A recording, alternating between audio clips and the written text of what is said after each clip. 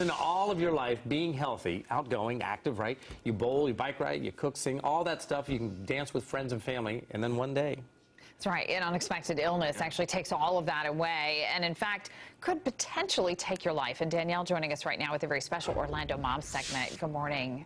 Good morning to you. Siobhan Thomas, she is a 46-year-old mother of 3. She is dealing with a terminal lung disease, and really time is running out to save her life, quite frankly. She joins me now this morning in the hopes, guys, of trying to get the word out about her illness and the help that she so desperately needs. Good morning to you. Good morning. Oh, thank you so much for, thank you. I appreciate you coming. Thank you. In. You're welcome. It's gonna make me cry as well. I know this is Thanks for having me. Well, thank you for being here, and I know this is an emotional story for you.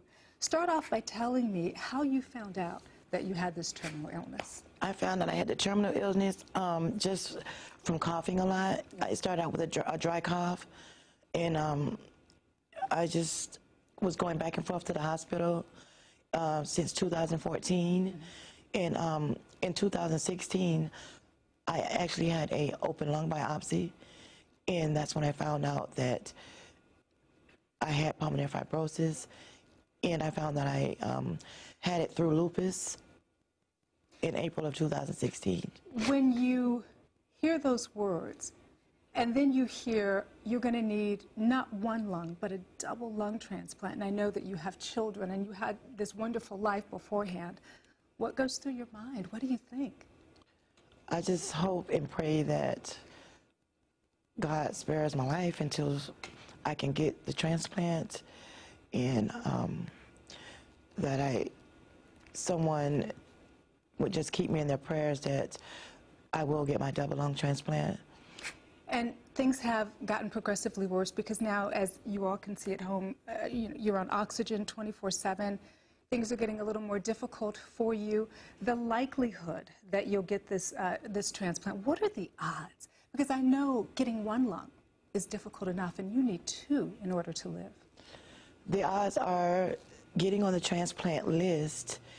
My weight has been an issue because of the prednisone I've been on, and our prednisone, it's love-hate relationship with the prednisone. Sure.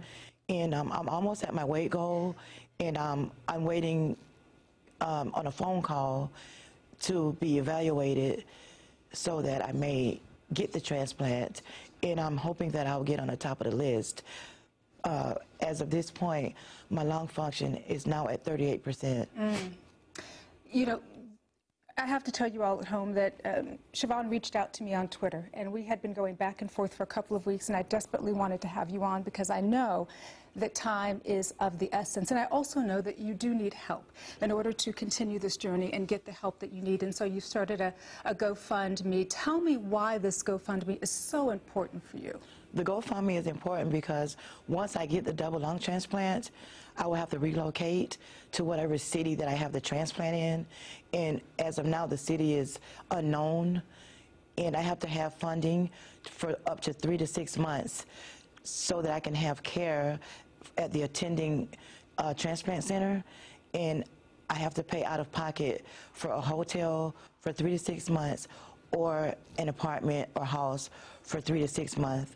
One of your mottos has been, Shasha will win. Yes. And for you, winning is the ultimate goal, to win this battle. You have a life that you want to get back to. What is it that keeps you going through what is just an incredibly difficult time, Shasha? Seeing my grandkids. I have 4 and a half, 1 on the way. And they really keep me going. And my family and friends, my sister, my mom, just all of my friends, my mate, my brothers, just have wonderful friends. And I have a wonderful support group, and they keep me going. Where can people reach out to you if they want more information in terms of how they can help you win this fight?